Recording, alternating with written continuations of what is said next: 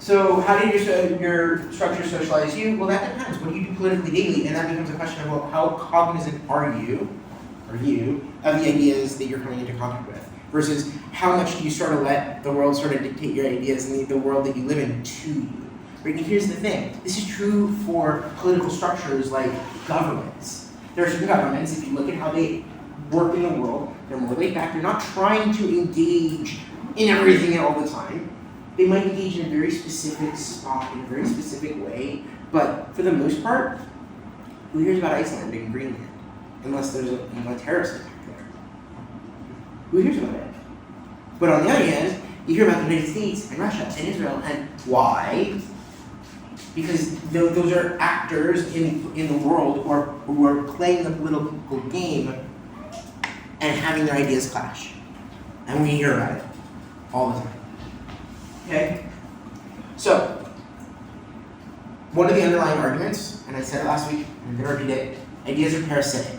We have a symbiotic relationship with certain ideas. They live because they live in us, and they push us to act in the world. And how we act is dependent not just on those ideas, but those ideas help formulate a hierarchy of where I'm going to put my time and energy any given day, at any given point in time, in any given relationship. Okay? And there might be slight nuance to those ideas, ideologies attached to those ideas that you ascribe to, but at the end of the day, you're also going to say, I ascribe to these ideas. And you can analyze any unit. I don't care if it's an NGO, or if it's a multinational corporation, or if it's you, or if it's your family. Every single unit can be analyzed to give, here are the core ideas. And here's the general hierarchy of those ideas. And we can start looking at how they're using resources and doctrine and all these other things that we're going to talk about that are strategic in order to influence the world around them and their internal environment. Like company culture, like company output, like military campaigns, okay? Like political interactions. So there's the basics to power, and we have to understand that from my perspective, and if you watch the video about power, power is the core of ideas. I disagree with Professor Liu, Eric Liu, the video that I put up. I have a fundamental disagreement with him, and it's really core, in that he lists ideas as one of 6 sort of sources of power. And my underlying argument, and you will hear it from me throughout the course, because it has fundamentally to do with leadership when we talk about it next semester, is that your ideas are the core or precursor to everything else. You have to have an idea, otherwise having the money or the power or the social norms, the ability to control social norms, is functionally more difficult. Yes? Okay, hold on. One thing, you gotta do names, because if we're gonna get into this, and this is a relatively small class, and I'm gonna mispronounce all your names if I try and read them. So, go. I'm Yegors. Yegors. Yes.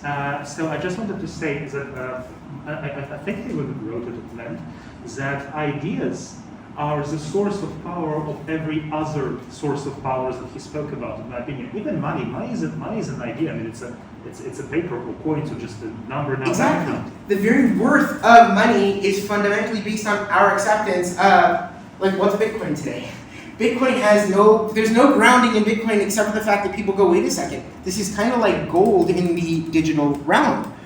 Well, I'm going to jump onto that. Well, what's gold? It's a metal. The reason gold is so valuable, if you really think about it, it doesn't rust. Like, that's the thing about it. It's an everlasting metal. What makes diamonds so special? Why do women get diamonds on their rings? Capitalism. Yeah, you're right. 100%. But it's also based on a false market.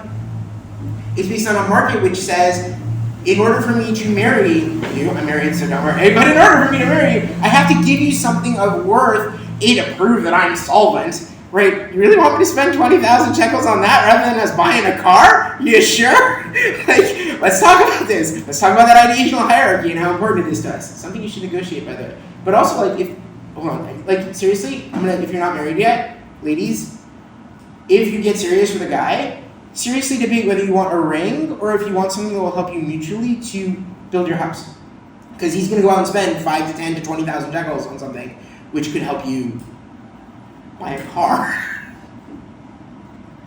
But it's nice to have because it somehow says, this is forever, and it's mine, and if chas v'shalom something happens, I still get to keep it. And it gives me some worth. Yeah, but you can still get the car. I'm sorry, like, you can still get the car. Just something to think about. Yeah. I just wanted to say that it's interesting that it is only nowadays that all those precious metals and stones actually become not valuable in our own lives, but are actually physically valuable. For example, gold and silver you can use in electronics. Yeah, but I mean, yes, there is a value to them in the sense that they are part of electronics. You can use them and diamonds. But it's only now, and it's not. And yeah, and even now, people don't care about that. Like, people don't realize that in their phone there's a whole bunch of gold and copper and other stuff. They throw it away. They're like, junk. I'm like, yeah, okay. Well, there are people who are going to take that and they're going to make mega bucks off of the fact that you just threw that away. Congratulations. Right? So power manifests through different means and different structures, through different agents, but it's all about the core idea. If you don't have those ideas and you don't have a mutual set of ideas so we can have this discussion, and if I'm talking too fast, you have to say slow down.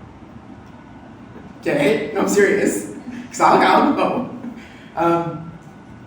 It's all about these core ideas. And what happens is as we move through this, we understand and start feeling power in politics. We feel it. Right? And it's experienced through the relationship. Now the relationship is a relationship of wealth, who has it and who doesn't, and what can I do with that wealth? It's a relationship of force, who can engage some kind of force. These are manifestations of the idea, right? Money is a manifestation of an idea, and a set of ideologies about that idea, and concepts about what that means in the world. And that's in flux. Bitcoin today is trying to disrupt, which is an overused word, but that's what they're doing, disrupt the financial market. And they're doing it by replacing the ideas of money that we hold to be true today with a new set of ideas about what money means, or how do you use it? How do you track it, right? And now it's even going into other places, like for instance, there's a whole NFT market. Okay, NFTs are non-fungible tokens in the Bitcoin world, okay? What are they? They're these little icons, which are really just these little pieces of art, which you can make hundreds, if not thousands and millions of dollars selling. But you know what else they're being used for? They're being used to make contracts and keep track of who owns the contract. They're being used in conjunction with artwork, where when you buy the piece of art, you buy it through an NFT, you buy the token, you get the actual piece of art, and now there's a record that's kept in perpetuity on everybody's computers, all the computers that participate. And you will always know. So think about the Holocaust for a second. You know how people are trying to still get their artwork back? Well, if that chas v'shalom happens again, or someone steals a piece of art, you go, no, I have the NFT. I have the token. That means it's mine. It's different. This is impacting so many different realms, and we don't even realize it, because it's new ideas, and it's hard to accept new ideas. It's really hard to accept new ideas. Okay? And it's part of the role of politics is to find a way to get you to accept a new idea, prescribe to it, and take, okay, I can accept this as worthwhile, worth my time, worth my energy, worth my money, whatever it may be. There's numbers, and numbers are a big part of it. How many people can you get involved? How many, like when Bitcoin was a nothing thing and nobody thought about it, and now, right? Same thing with numbers in terms of the military. If you have a small group of people, they may be very, very well trained. They may do something exceptional, you know, in terms of their ability to actually overcome a vastly larger enemy. But very often, numbers really matter. Like the movie 300, you know, where there's 300 of them, and there's thousands and thousands and thousands of soldiers attacking. It's nice, but at some point you lose. If the numbers keep building up against you, at some point that force also becomes norms. Becomes norms. People start accepting it. It becomes okay. It becomes normal. There's not a big deal about it. So think about some of the ideas that you've heard about, that you thought were true, or that you are now questioning. How many of them are ideas that you're getting through one of these, or got through one of these? Like your parents said something to you, so it was more like a force, or money, or some kind of interaction. Now it's different. You're saying, wait a second, I'm independent. I'm going to think about this differently. Okay? Now, in the video, he talks about 3 ways that power sort of does its thing. He gives 3 rules. He says there's motion. Power is always in motion. Either you are using it or it's being used against you. Now I want you to think about this for a second. I really want you to think about this. In this classroom, right now, power is in motion. It is flowing from me to you. And you are sitting here passively, occasionally nodding, and saying yes. Okay? Nobody has, Jaegers is arguing with me a little bit, or you brought something up, but we don't have serious friction in the classroom, right? But at the same time, think about places where you do see serious friction. Think about it. That's power. You can actually sense it. You can feel when power is in motion, especially when it's a conflictual kind of relationship, when it's in motion. When it's not as a receiver who's like, yes, I want to receive what you have to give me. I want to receive your attention, but it's a conflictual form of relationship where you're pushing power one way and the person's going, no, I want power to go that way. I want my way to my way of the world, right? So it flows, and it's constantly flowing. It's flowing out, it's flowing outside of us, it's flowing outside this room. Power is passing you by in some ways, because you put yourself into a box, and that box, well, if you think about it, yes, you're on your computer, so you can Facebook and you can check what's going on in the world, but for the most part, you're not influencing it, and it's not really going to influence you, at least for the next hour, right? And he said something here which I also disagreed with. He said that politics is the way to control how power flows. I'm going to change that. I'm going to say strategy is the way we control the flow of power. Politics is when different flows, or when we're arguing about which strategy is the right one to be using, which way is the right way to go. Okay? And then it renews. What does that mean? As long as people can come up with new ideas, if they're willing to put their time and money and energy into those ideas, new power. It renews. Every morning you wake up and you have power that you can engage. How you choose to engage it, how your business chooses to engage it, how your country chooses to engage that power, that's all already a function of strategy. So I want to think about politics as ideational relations. I want us to focus on that. Now, you do not have to accept that writ large. I want to make that very clear. But for the purposes of the course, at the very least, I'd like you to keep that in mind, as that's what politics is going to be when I talk about it. I want you to remember that the relational process is one of either building consensus, getting people on to the same page as you, getting them to want what you want, or it could be, conflict. We can have a fight about this if you want. Now, there's a huge spectrum in between those two, and we have to engage that spectrum. But we have to remember that exists. And then it's about people who are hoping to manifest their ideas. It's always about someone who wants the world to be the way they want it to look. Always. Okay? You're always I want to get my idea through. Whether it's your kid trying to get their idea about what we should have for dinner. Last night I said spaghetti and meatballs. My son said chocolate chip pancakes. Who won? Okay, his power in that engagement won. Now, could I have pop at him and been like, nope, we're doing spaghetti and meatballs. I want my meat. Yes. Was it a worthwhile endeavor? No. Waste of my time and energy. I'm very happy to have chocolate chip pancakes. So why not? Right? And he's what made them. So score. Extra bonus points. But there's a reason why you make the choices you make based on what you want to see in the world. I would like to see my son capable of making his own pancakes and eggs. Why? It means that when he goes out to the world, at the very least, he knows how to make that. It's a good thing. Now, there's a process of determining who gets what, where, when, why, and how. Who gets all of these things. But that's already a question of strategy. It's a question of choosing, based on our doctrine and our belief system, based on what we consider to be our priorities, who should get what. In a business, this happens all the time. Businesses choose which departments are going to get more funding, which departments are going to get less funding. Government chooses what is going to get more and less funding. The military gets a ton of funding for R&D and for all kinds of security things. The environment is starting to get a whole bunch of funding. Maybe. Why? Who gets what, where, when, why, and how? But it's about governance. That's a question of governance. Governance is not politics. Governance is about steering events. It comes from the word gubernare, to steer. Okay? And steering is strategy, not politics. Getting to the point where you can be the person making that decision, that's politics. And once you're already making those decisions about who, what, where, and why, in whatever unit you're talking about. So within a political party, right, They have the political relationship taking place between the party and other parties, but internally, it's who's going to be, is marketing going to get more of our resources to try and get this across, or is our negotiating team in need of a whole bunch of funding in order to get something across? How do I want to do this? And those are political strategic decisions. Strategic decisions you make in the realm of government. Not politics, government. Okay? Which leads us to interest groups.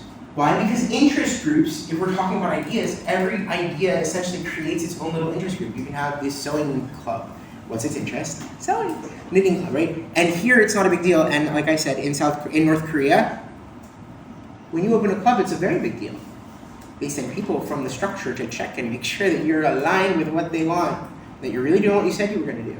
There's reasons for that, because they're afraid of new ideas, of power coming up against them. So they want to nip it in the bud. So you can knit and crochet all you want, but don't start talking about who should be running the government or how there's not enough food. Okay, so interest groups formulate very often within a unit. You'll see different interest groups, each trying to sort of pull towards their direction. Now sometimes those are internal interest groups in the realm of, hey, I'm HR and you're R&D, I need more funding, no, we need more funding. And each of them is essentially, what are they doing? They're lobbying, right? Here's a good political word. They are lobbying their bosses for funding to get a bigger piece of the pie of resources that will allow them to do whatever it is they should be doing in the world. Right? But that lobbying is not like, think about it, I use that term in a business. Obviously it comes from the realm of politics and government as well, right? Lobbyists, what are they doing? They are trying to pull the government in a very specific direction. Internal politics, internal debates about this happen all the time. Within families, within companies. I'm going to say this again and again, in states. All the time. Okay? Matt? What did I say? Still something? What? No, I didn't skip it. Cool. So what I'd like to suggest, and it's really, really important for me, is that ideas and ideology are not the same thing. Ideologies are perspectives on ideas. Ideologies are about perspectives on an idea, and they're generally made up of a group of ideas that have come together and sort of create a unified group of a perspective about this idea that everyone's debating. Okay? Like, what does it mean to be the United States of America today? And you've got in there a whole bunch of political parties, each one of them which represents an interest group, right? And each one of them is essentially trying to delineate what the ideology should be for their political party. What do I mean? For instance, the Democratic Party. I'm using America as an example, but it works in Israel as well, because we can talk about what's going on right now in Bennett's party, for instance, in Yamina, or in other parties. I'm using just the Democratic Party because it's simple. Most of you will understand what I'm saying. There is in the Democratic Party a group of people called the Progressives. There's also in the Democratic Party in America the group of Social Democrats. And then there are some Liberal Democrats. So we have three different political, ideological perspectives on what it means to be a Democrat. And those are ideological perspectives about one core idea. What does it mean to be on this side of the political spectrum? Now, I've said it before and I'll say it again, the political spectrum is not a line, it is a pie, think pizza pie, and you've got your progressives and your social democrats and your modern liberals and your modern conservatives and it goes around until you hit anarchy, and then you get libertarianism, anarchy, and then you get communism, progressives again. You can go around and around and around. Now, that debate though is still, those are all perspectives on what it means to be American, what it means to be, life, liberty, pursuit of happiness. That's what they're asking, that's what they're debating. It's just, what does that mean? Or is that even the ideas that we should be holding to be true? It's less the debate. It's about what does that mean? Those are ideological questions, not idea questions. Okay? Bottom line, everybody's a political actor, you're a political actor, I'm a political actor. Depends on which field we choose to play and in where we recognize power being used on us or when we choose to use power on others versus simply letting things flow, which is a very Taoist thing to do. Taoism is all about not engaging your own power, for instance. It's about engaging or letting the world flow around you and you just sort of riding the waves.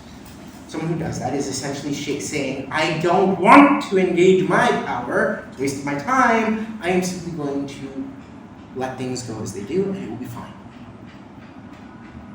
If you believe that, great. You will have a very easy life in some ways. If you don't believe that, great. You will have a very easy life in some ways. Either way, you're going to have a lot of difficulty, though. Because either power is being used against you, or you're fighting against power. So what is politics? It's the sphere and interplay, and I do mean what I write here, clashing and meeting of ideas. Ideas get together, they make whoopee, and I know I've said this last time also, they make whoopee, and yes, they make babies. And those new babies are new ideas that somehow take a little bit of this and a little bit of that and make it better, or something like that. Somehow it reinforces something or makes it new. We use influence in order to get other people to ascribe to our ideas or to get our ideas out there, and we'll talk about influences in just a moment. And that leads to specific actions by us, by other people, by states. So power as an idea means that we engage the world in very specific ways. Either we can influence the world, be it because of the position that I hold, or because of who I am and my knowledge, or there are any number of reasons why I might be influential on you. And you see me, drinking my tea. You go, well, he drinks tea. I guess I should drink tea. Or I suggest, have you ever thought about drinking tea? And you go, no, you know what? Maybe I should try some. And you do, but I'm not sitting there persuading you. I'm not working hard at it. I don't have to do very much. I don't even have to pull or push you. I don't even have to give you the logic of it. It's enough that I am who I am. There's something about me which says to you, that's an idea that I'm on that. Oh yeah, we're going that way. Okay? There's a video online. This guy, I may actually put it up when we do leadership, but I'll give it to you now anyway. There's a video online. This guy is dancing crazy at this concert. There's this Lollapalooza outside, on the grassy dunes concert. He is the only one dancing. And then someone joins him. And then someone else joins him. And then there's a party of people who run to go all participate in this dance to this very fun, funky music. Right? You go, well, what's going on? He was not trying to be influential. He was not persuading people. He wasn't saying, trying to get people. He may have turned around and been like, hey, come, and then he kept on dancing. But he looked like he was having a blast. So is it worthwhile to join him? Yeah.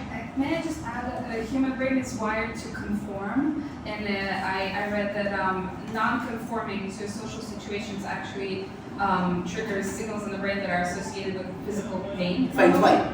And they've also did experiments where people would show up at a public place and just look up, and the longer they would stand there looking up, the more people would join and actually also try to figure out what they're looking at. So there are other examples, like they've done experiments in offices where everyone's an actor except for the one person who's the experiment's being run on, and there's a bing bing, and everyone stands up, and everyone sits down. And then bing bing, except for this one person. Everyone stands up, everyone sits down. And then by the third or fourth time, that person's going, I guess I'm supposed to stand up, and then sit down. And you go, well, why is that? Well, then, like you said, the brain is actually wired socially for us to look at these and translate those norms really quickly, because they're life and death in the real world. I mean, not in our world anymore, but if we go out into the jungle, if everybody else is doing something, there's probably a really good reason for it. And if you don't do it, there's a really good chance you're gonna die. Really good chance. Monkey brains tell us this. Like, we know this, okay? So, influence in and of itself is more about the fact that I am when. There's something about me that makes it possible for me to get you to do what I think is good and right and true without me doing very much to try and convince you. I don't have to work too hard at it. Then there's persuasion. Persuasion is a whole different ballgame. We're going to actually talk about it in a bit. Then there's manipulation, which I don't think I need to get too much into, but keep in mind you're being manipulated all the time. Amazon is orange and black for a reason. Those colors are like warning signal colors, and they make you feel a little bit edgy and nervous, and you suddenly feel the need to, I need to buy this, right? There's all kinds of UX, UI designs, user interface, user experience designs that people do that essentially they're called dark patterns. They're used to manipulate you to sign up to the newsletter, to get extra advertising for them in your email. How many times have you bought something and then realized afterwards, oh man, I didn't uncheck the box? and then you're like every week you get a newsletter from them and you just can't be bothered to try and unsubscribe, right? Why? Because they're using your own psychology against you. They know what they're doing. They're doing it on purpose for the most part. Okay? That is manipulative, and it's done on purpose. We manipulate people all the time. To be really clear, we use all kinds of manipulation, and it's very rarely threatening in terms of like, is it going to cause you harm, or even, you know what, if you don't do this, there's going to be bad things that happen. But manipulation has and is in some way negative. We associate in some way, shape, or form the negative side to what we're experiencing in the manipulation process. It feels yucky, and we don't like it. And we want to escape it as quickly as possible sometimes. So we will go along in order to get the out. Avoid the discomfort of manipulation. Okay? And last but not least is coercion. I'm putting a gun to your head. There's a or else situation going here. It's really or else. Or else you're fired. Now that doesn't feel like a gun unless you don't have anything lined up and you have a family of that you have to pay for and you've got no savings, and you know what that feels like? It feels like someone just put a gun to your head. Straight up. That's exactly what it feels like. Getting fired with no savings and no net. It's coercive. Do what I'm going to say or you're fired. Now that's a leadership function. We'll talk about that next semester much more in depth. Now, Baker gives us what he calls the influencing capability framework. I'm going to change the word influence to persuasion. Okay? Because I've already mentioned, from our perspective, influence is, I don't have to do very much. Here I have to work. Okay? Baker gives us 4 ways to persuade somebody and engage with them. And it depends on who you are. Are you a logical person or are you a more emotional person? What do you respond better to? Logic or emotion? And then it's, what style will you respond better to? Do you respond better when you're sort of pushed into a corner a little bit? Or are you the kind of person who needs somebody to come, take their hand and let's go for a walk? We're going inside. Okay? That's the matrix that he's giving us. But it's about how do I persuade someone to see the world the way I see it. Now, if we take the logical push style approach, it's investigatory. I'm going to ask you lots of questions. So, Jaegers, you think that the world is, world development is like this, this, and this? Well, what do you know about this?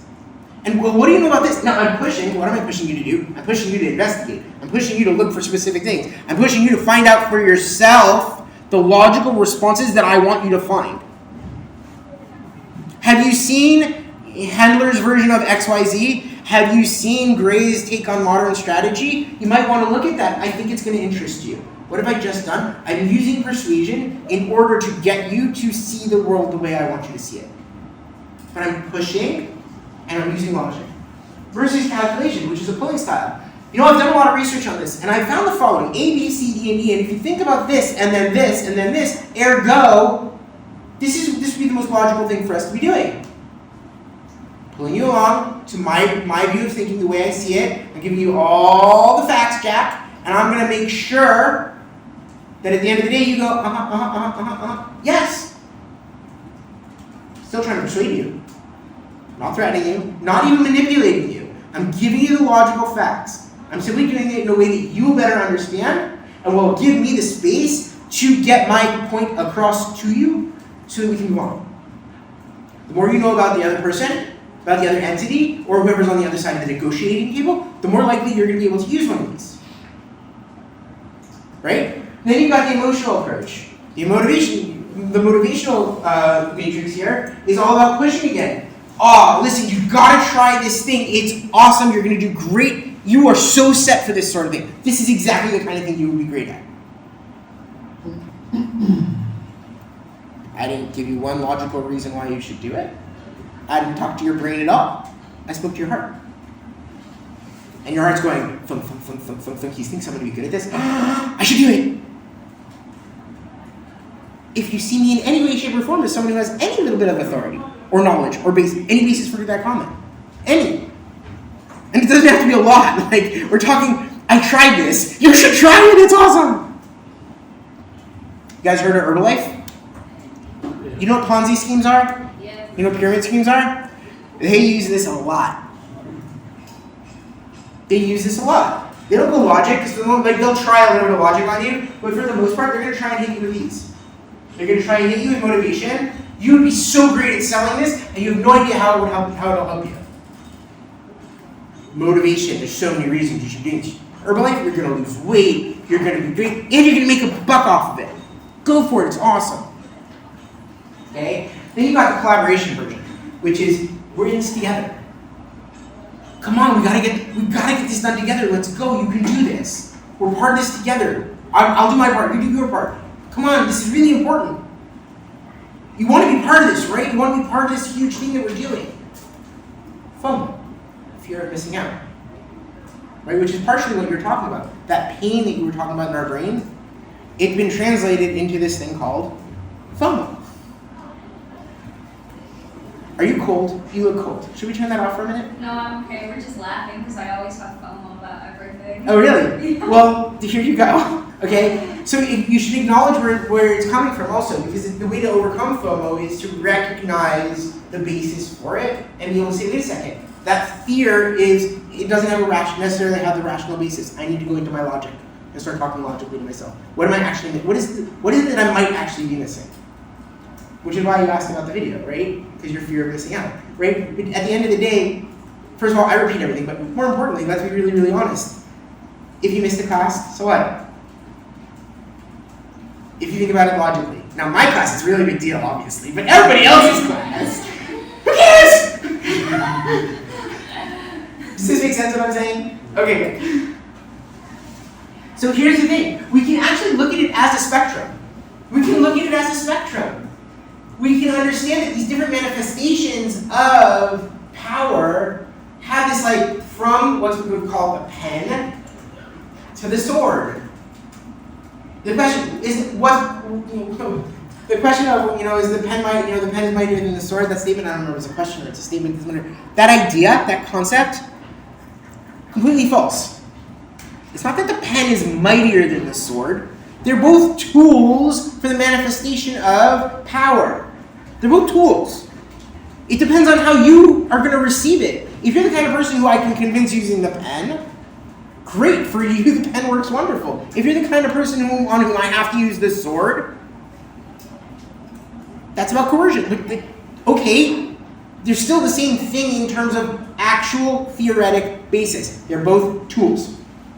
Pen, sword. Now, the difference between them is the sword, in general, can only be used against one or two people at a time. I can use the pen, and if I do it well, especially in this day and age, where it's, Facebook and TikTok and Snapchat, which are essentially the pen, I can influence hundreds, thousands, and millions of people. So, is it more powerful in terms of numbers? Yes. On the individual level, not so much. It depends on what sort of sword you use. If you use a sword as a nuclear weapon, you can also kill millions. 100%. Which is why we have doctrine, which is something we're going to talk about, because otherwise the whole world would be kablooey already. Something to think about. This manifestation is super important because it's how we actually understand and feel power. It's how we feel it. We feel it by saying, well, where does it fall? Is it some kind of norm and unwritten rule? Well, if you don't know that norm and all of a sudden you get caught out, how do you feel? Really awkward and uncomfortable. Businesses feel really awkward and uncomfortable when they are like not within the norm anymore. There's something that's like moved them out of it and they're like a fish out of water. Or when they're just getting into a new field, very often, they're playing catch up to figure out what the norms are. What's going on here for their customers, what kind of norms are there in terms of payment? Did you guys see the AM PM advertisement where it's, we're hiring, it's not just high tech that's hiring? Have you guys seen these ads? Okay, there are ads all over Tel Aviv for a retail store, AM PM, which is a 24-hour store. And they're very cute. But what they are doing is they are playing to social norms. There's all this advertising out there about hiring and Amdocs and in this and in something else. And what do they do? They chose as a marketing strategy and a tactic to engage using norms from a whole different field. Huge advertisements. Oh, we're hiring too. It was really good. It was awesome. But they had to play catch up in order to get it. So what happens is this idea of democratic, right, democracy, is one of numbers. It's one of numbers and will. How many people can we get together to agree on a certain power structure, on a certain power framework, on agency for this group? How many people can we agree mutually to create that sense of us? Sometimes it's very much a top-down process, where one person sort of dictates it downward, and it doesn't feel like democracy. It feels totalitarian in its nature, but it's in business, not just North Korea, right? And you go, okay, so numbers matter because it's the people, it's who's going to be involved. But that's not the sole gravity of power. It's that based on how many of these people are going to do specific things to get the thing done. If all those people are bystanders, like, yeah, I signed the petition. Tell me when it's done. It's not enough to simply say the will of the people. It's the will of the people plus them taking action to get something done. Right? There's two sides to this gravity. You can't have just one. Right? And that's why numbers matter. That is why numbers matter. Because when you have a concentrated, structured force engaging another concentrated, structured force, that's when you have war. War. That's when you see, the people doing their different, like if you go into a mall during the season, or the Christmas, Hanukkah season, what happens? You literally see them sort of like bulging out of their shells into the public space, what are they trying to do? They're trying to have a concentrated, structured area that's under their command. Outside of the space where you would normally just walk them by. Why? Because they want to get you, they want to pull you in. And the way they do that is by demonstrating to you what they've got and getting it in your face. But it's about a concerted effort on their part. They have to have people working and doing it and being out there to answer questions. Because if you're just walking by and it's just there, it's very different than if there's someone standing out there trying to get, hey, have you seen the new toys? Oh, hi kids. Have you guys seen the new Legos? Oh, we gotta get inside. And then our whole shopping trip has changed. Right? Now, numbers matter not just in terms of the effort that we can put in, because, it's an exponential thing. 1, 3, 6, 12, 24, 256, 516. We can start doing gigabytes and stuff afterwards. But the whole thing is, those numbers matter, but they also matter because of people, money, and raw materials, and information, and relations. It's all those things put together. All the numbers put together of those make up the whole, or as close to it as we can actually theoretically understand. And there's a limit where you go, I don't need to understand this anymore, I know enough, let's move on. So asking who has power is like asking who's got dynamite. You all have power, I have power, everybody has power. It's a question of how we use that power. How do we choose to engage our ideas in the world around us? And what are we doing functionally in order to maximize our ability to control events? If we want to, because that's a choice. So leadership is about controlling and delineating that change. Right? It's about sort of guiding that process and saying, here we're going, this is where we want to go. Let's head that way. Okay? But in order to get to leadership, you have to understand how to get from A to Z. If you can't give people that basic guidance, at least some sense of what to do, you're going to have a very difficult time getting people on board. You may have the best idea in the world, but if you don't explain to someone what you want to do with that idea, what do you do with it then? Where are you going? What's next? Right? Did that make sense what I just said? Okay. So you can choose to either maintain the status quo, which generally requires a little bit of changing, right? Because time moves forward no matter whether we don't have the ability to go blink and time stops. So status quo as we know it is still in flux. What does it mean to be a conservative? It means I want the status quo to change as slowly as humanly possible. And if you are liberal or progressive, you want it to change quickly. I want change. Something's not moving fast enough. Let's go. Now that's a very broad brush, to be very, very honest, but I'm using the broad brush for a moment to just make a point. I know you're sitting there going, yeah, but I accept the buts. Every single one that you throw out at me, I'd probably say, yes, you're right, okay? Just to be really clear about that.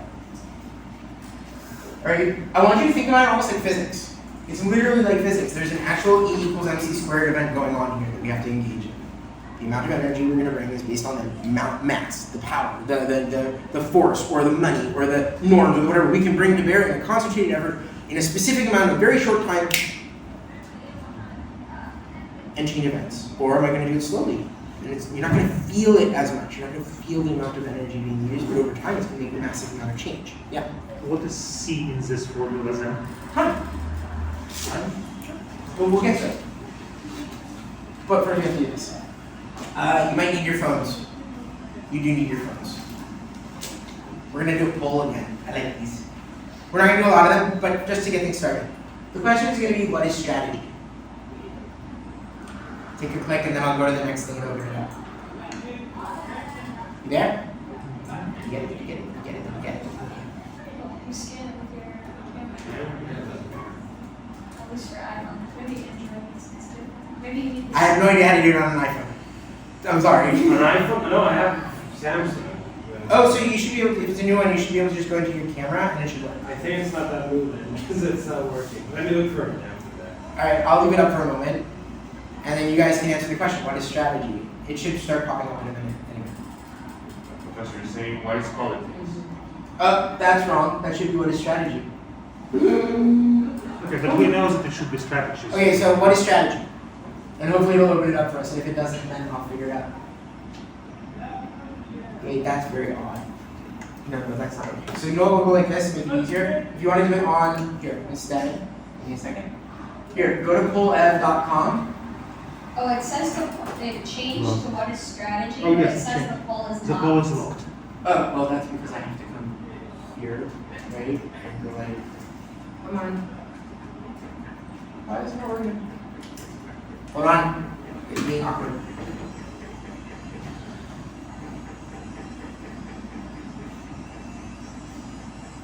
Gotcha.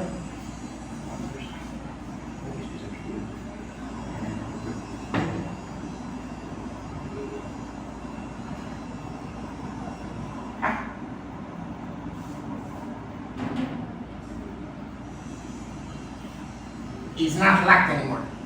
Alright, so you go to pullev, if you want to use your computer, POL capital E, lowercase b.com /DavidLiger387.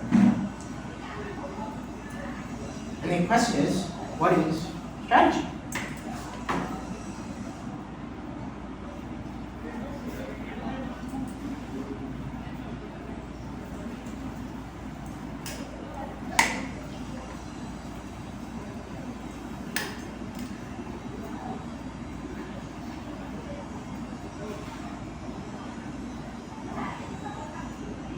Can I see the once again? It's a cup, pull capital EV.com. For some reason it's not working for me here. I apologize. No, Then I it's, have to scan the code. oh, well, I can go up and I'm going up for a minute. Go back. No problem. See if we can get that to work. There, try that, see if that Let's works. see if it works. It did work. Thank you. Yay! Awesome. Keep going. It says for me that the pool is locked. Yeah, it's locked again, and it says there's this locked. Oh! I go off the page for just a minute and it locks. This is not okay. Is it working? Keep going. Alright. So, as you're talking and writing, whatever, strategy is plan. If you look in the dictionary, it will say a strategy is a plan of action. That's the dictionary definition of it. And it's wrong. It's wrong. There's a fundamental issue with the concept of plan, and it's one that we make cognitively, and it's something which unfortunately is sort of settled in most Western brains. Not all, most. And that is that when you make a plan, that means you set something in concrete and you cannot change it. The concept plan suggests this is what we're going to do. You have to do it this way. If you're not doing it this way, You're not following the plan. Well, then the outcome's not going to be the way we want it to be. How could it possibly be the way we want it to be? So if we think of strategy, which is supposed to be something higher level thinking as a plan, we are already limiting ourselves functionally with what we're going to be able to do and how we're going to respond to any potential hiccups that come along the way. And there will always be hiccups in everything. Try making pasta with 3 children. You will find out that even the simplest tasks have little hiccups to them. Okay? It's a fundamental fact. The bigger the plan, the bigger the concept, the bigger the thing you want to do, the more likely you're going to have bigger hiccups. And they're going to impact things. So we have plan, power, I'm going to...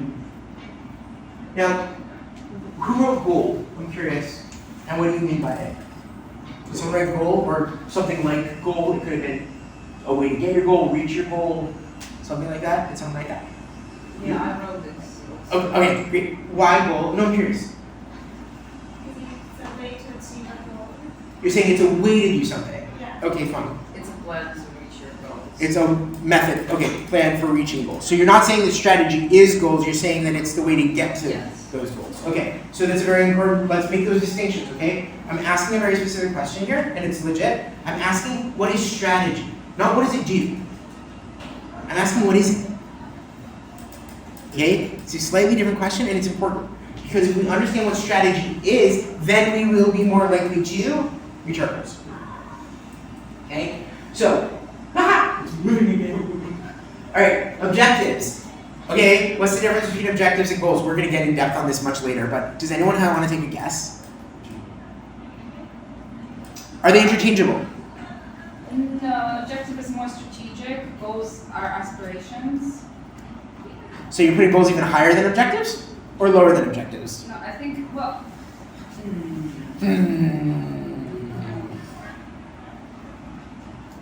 a goal is wishful thinking. It's a little poetic. An objective is a target. Okay. I'm not necessarily going to agree with you, but I will accept the differentiation you're making between there are different kinds of things here that we need to understand. You're saying there's something higher than this, and there's something this, and there's something maybe lower, and we need to understand the differences. Great, because we are going to do that. That's part of what we have to do here. But I don't know if that's strategy. Is strategy the objective? Okay, onward and upward. Is it influence? Strategy as influence, or does it influence? Well, I should say strategy is the way that you use your influence. Strategy is the way you might manifest your influence or choose. It scrambles over our answers. Yeah, it's sort of like a little bit of all this all at once, right? So here's the thing. You're all right and you're all wrong all at the same time. Okay, and that's very legitimate because when we think about strategy, it's this really amorphic sort of like, what are you talking about? What is this in strategy? It's like, huh? Tactics make much more sense. And techno-tactics, when we get to them, you're going to be like, yeah, that's kicking down the door and shooting the gun. We're good. Okay? But everything like higher up here we're talking about, it sort of feels like it's not lining up right. There's something that you're missing along the way. So why are we even talking about this thing? Like, why is strategy so important? Come on. Back.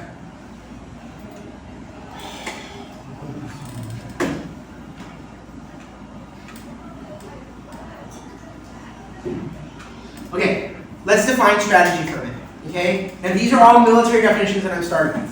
I'm starting from the world of the military. We will get into the world of business. I'm going to make you mishmash all this because of some underlying principle that we're going to talk about along the way. Grace is that it's the use that is made of force or the threat of force for the ends of policy. Now, translate force into the things that I can do on my own, using my own resources and doctrine. I can do this myself. Okay, just think about force in that way. Okay, he's actually talking about people with guns, to be really clear. He's talking about the threat of the use of weaponry or some kind of violence in order to get something done. That sounds like fun. Clause that says strategy is the use of engagements for the object of the war. Now, you said objectives. Now, if you think about it, what's he saying? He's saying there's an object, a purpose, a thing that we're moving towards. That's why we're going to war. But what is he saying is this? What is strategy? It's the relationship, the engagement. He's defining strategy as thinking about, well, how do I choose to engage in order to get what I want? It's about thinking about how I want to do something. It's the art of distributing and applying military means. It's how we give out the resources, right? To fulfill the ends, objectives, goals, something, we'll talk about that later, of policy, right? It's the role of grand strategy, higher strategy, and if you watch the video, you know that that is sort of like this realm of politics, of international, like interpersonal relationship. It's the realm of higher strategy to coordinate and direct all of the resources of the nation. That is to say, not just the military ones, but higher strategy is about taking the military and the economic and the social and moving them all towards a direction, right? Towards attaining the political objective, high-level objectives in that pyramid, right? Which we're going to talk about. So the objectives were the goal defined by fundamental policy.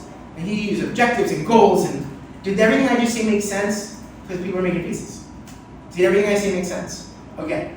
And then you got Bufra, who says it's the art of the dialect, which is another way of saying the conversation or the engagement or the relationship of force. Go back to Gray at the beginning of this page. Or more precisely, the art of dialect of two opposing wills. He brings in something interesting. He's saying it's not just about what I want to do, it's that I have a will, and so do you. Your will is to get this class over as soon as humanly possible, walk out and go have a beer for free on the green, right? They do pass out beer for free on the green every once in a while. But, 1 second, then yes, absolutely. But he's bringing in the other, and we're going to talk about the other as well, because the other has a huge impact on strategy, and we need to keep that in mind. Does all this make sense? Now, can you imagine this? Okay, does it sort of make sense in the sense that they're all sort of bringing in something, but there's no one combined, hey, this is what this is? Yeah? All right. So, yeah. So what is the difference of the definition of strategy from heart, the first one, and brain? The art of, wait, you're talking about just the first part here, the art of distributing and applying military on this first one. This first part, and that one? Not very much. There's not very much difference, right? It's the art of distributing, the use that is made of, and applying force, military means, to fulfill the ends of policy. So there's a much difference in general. No, my point is that they're all saying something very similar. Each of them is bringing in a little bit of nuance. Like, Little Heart is specifically bringing in the idea of different levels of strategy. Wait, there's different levels of strategy. It's not just like one kind of strategy. There's strategy at this level, and there's strategy at this level. Maybe there's strategy down here too. We have to talk about that. Yeah. Why are they all so like aggressive? Because they're Okay, so this is very specifically from the realm of military theory. That's fine, but there's other things you do in the military that are not forcing Okay, people. if you think about the military in its purest form, the answer to that is no. The military doesn't deal with PR. It shouldn't be dealing. Like, let's be really honest. The realm of PR shouldn't be something that they do today because they don't have a choice. The world has changed. But these guys are dealing with very much the concept of military strategy. How do I make sure that if I use my forces, the outcome will be the one that I want? Little Heart is saying, wait a second, I think that we need to think about strategy on different levels. So yes, this use of force is very, very important. Let's go with that. Great.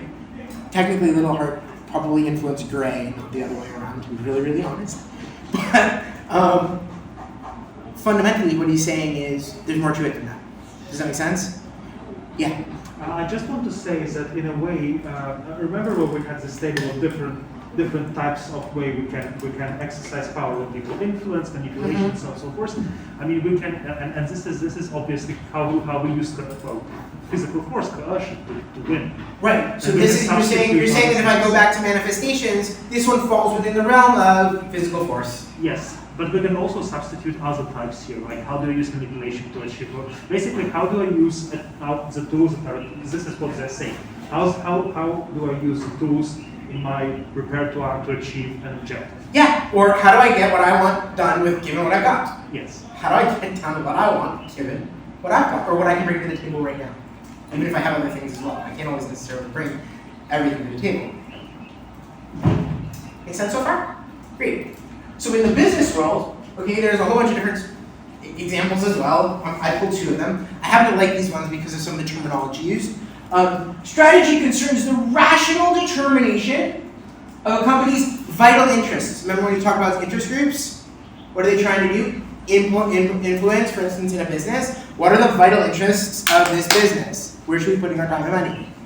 Right? The purposes that are essential to its continued survival. Well, survival, wait a second. When we're talking about militaries fighting each other up until recently and including now, what are we talking about? The survival of a country, the survival of a group, the survival of something, right? Afghanistan, they left. It was all about the survival of the Taliban because they killed the Taliban, right? Right? Okay. The purpose is essential to continue survival as an institution and define it in relation to other organized objectives. Okay? Not only do we want to survive, but we also want to be able to get things done in the world. Survival is essential, but beyond that, it'd be nice to get other things done. Strategy is therefore concerned with the external and internal forces that have the potential to materially affect destiny. So when you were talking about goals and you put them like way up here as like something to move, strive for, or whatever. I don't know your name. I'm so sorry. Polina. Okay, so Polina, when you were talking about like those kind of things in a business, one of the things you might talk about, for instance, is destiny or purpose. Right? We talk about purpose. What's the purpose? Why does your company exist? Why? Okay. Yes. This sounds like that definition of the strategy, which goes like why, how, and what. From that reading those. Right. So it was from Simon Sinek, for instance. Yes. Very good. They're very simple. It's very simple. Yes, it is. Strategy can be defined as the determination of the basic long-term goals and objectives. Once again, depending on how you're going to read it. And here's part of the mutual language that we're going to have to develop. What does it mean when we say goals? This is long-term goals. Well, what is that versus short-term goals versus objectives? One of the things I will tell you straight away is that when you go into a business and you start a new job, okay, one of the first things you're going to have to do is learn how they use terminology, right? They'll use something like KPIs, right?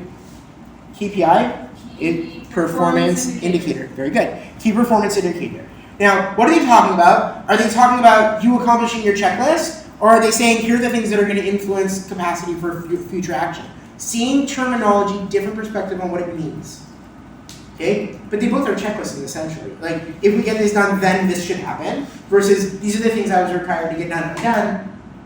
It's all about perspective. But it's also about understanding. You need to know that when you walk in the door. Or at least once you walk in the door, part of what you're going to do is learn the nuances and norms in the business that you're working with. In the military that you're in. It's part of the indoctrination process. It's part of onboarding. They try and tell you as much as they can within whatever framework they're willing to put time-wise towards that. So strategy can be defined as the determination of the basic long-term goals and objectives of an enterprise and the adoption of courses of action. That's something we haven't heard yet. Different courses of action. We've spoken about course of action, and the allocation of resources necessary to carry out those goals.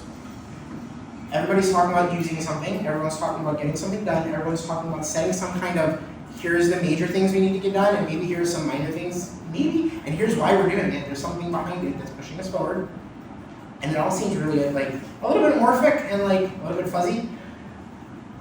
So part of the argument that I'm making, since I brought business and military strategy into it, is that Gray is correct when he says there is a unity to strategy. But I don't think when he said it, he meant the depth to which this could be true. Strategy, to my mind, is a unifying thing across different realms. There's business strategy, and there's military strategy, and there's financial strategy, and there's all different kinds of strategies, and they're all essentially saying the same thing, in the sense that it's about getting something done and changing the world, or maintaining the world in the way that I'm. Okay? It seems odd, because if you think about it, if strategy is about attaining goals, which means it's like about changing the world, then why doesn't strategy itself change? Honest answer? I have no clue. I don't know. But it seems like no matter when we look in time and space, whether you're looking at Europe, China, Japan, South America, North America, I don't care. When you look at it, you start looking at the elements, you start looking at what the influences are, you start looking at the stages and the phases and all the different things. It seems to be pretty similar. Writ large. It's sort of ingrained into our system. Almost like it was put there for a reason, as a way to engage the world around us. Okay, You don't need to read all this, so like, let's be really honest. This is my definition of it, and I'm not going to read all of it. But the short version is, and this will be online, so you can read it later. But the short version is, it's an ideal. Strategy is about creating an ideal, about based on present information, and it is also a three-phase process that translates those ideas and ideals into manifestable results. And it does so at each stage of what I'm going to call a power process, a creative process. Okay? So, if we look at strategy across time and space, what we're going to find is that there's this ideal type, call it a plan if you want, but you recognize that that is an ideal, not what you expect to actually ever happen. It's a plausible, possible, maybe, potential, if we do it right and everything goes well, yeah. But reality's going to hit us in the butt, right? And it uses whatever information I have right now to make that vision, that sense of this is where I want to go, seem possible. And something I can engage with. And it is also, so strategy is that, and it is also a process of some kind that we're going to have to talk about. You okay? Yeah? Okay. Strategic hierarchy. Watch the video. It's already available to you guys, or it's not a video, it is a video. I think it's a video. I put up a video about strategic hierarchy. Please watch it, answer whatever little questions I put on it. Fundamentally, what I want you to realize is this. There are 5 different levels of strategy based on MUFOC, military levels, okay? Techno-tactical, tactical, operative, the strategic level, he calls it theater strategy, and grand strategy. Remember grand strategy from Little Heart? Right? Grand strategy is that upper level concept that brings in all the different realms. So think about it in business for a minute. It's the guy who sits at the CEO in the seat of CEO and a couple of other people with him, and they look at all the different divisions that they have to deal with, and they're going to decide, well, what's going to be the most influential? Which interests are we going to put our resources to based on what we perceive to be the thing that will keep our company alive?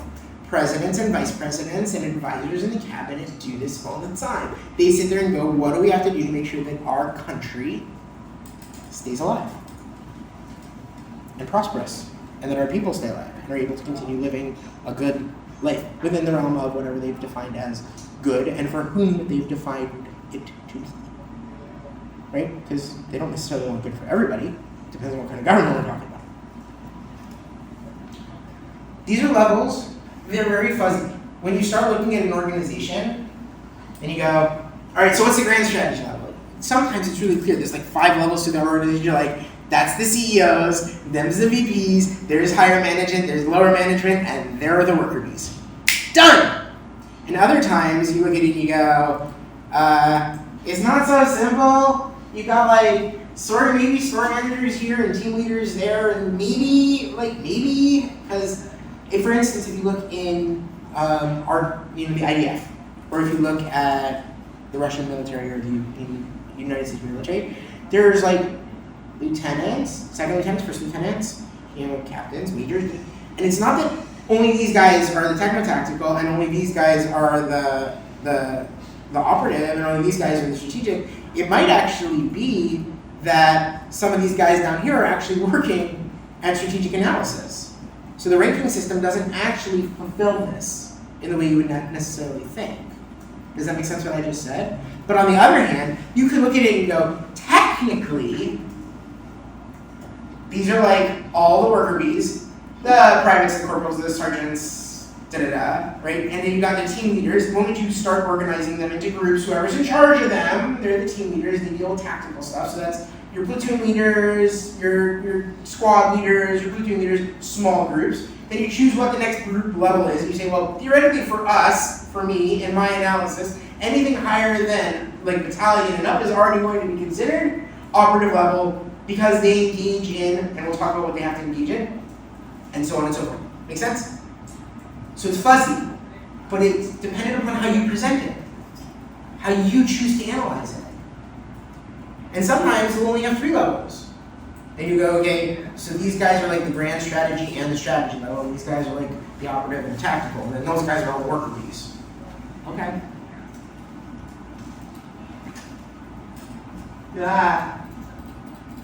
There is a focus, however, that we find in each of these levels. There's a focus that we find for each of these levels. And it's very, very important because if we want to talk strategy, that focus becomes really, really cool.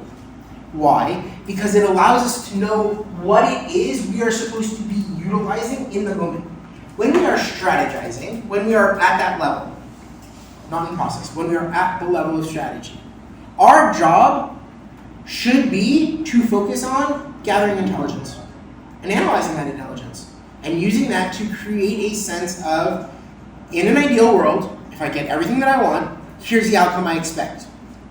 Here's the resources I would want to put towards it. Here's the time and energy I believe needs to go to it. Here's the doctrine that's going to describe what is and isn't allowed and what I expect, etc., etc., etc. Here are the major gravitational points. We'll talk about that later also. Major objectives, things like that. How do we do this? How are we going to do this? How are we going to do this? How are we going to do this? How are we going to do this? Well, what do we know? How are we going to do this? What do we know? And you go through this process, and then you come up with that ideal type. You don't have the same level of responsibility until you become the commanding officer of that battalion or of that platoon or of another platoon. But the purpose behind being an XO, but behind being not the team leader, but the assistant team leader, is so that you can learn that process and move up in the hierarchy and take on further responsibility. Make sense? As you move up, the level of responsibility goes way up, but so does the level of risk. Why?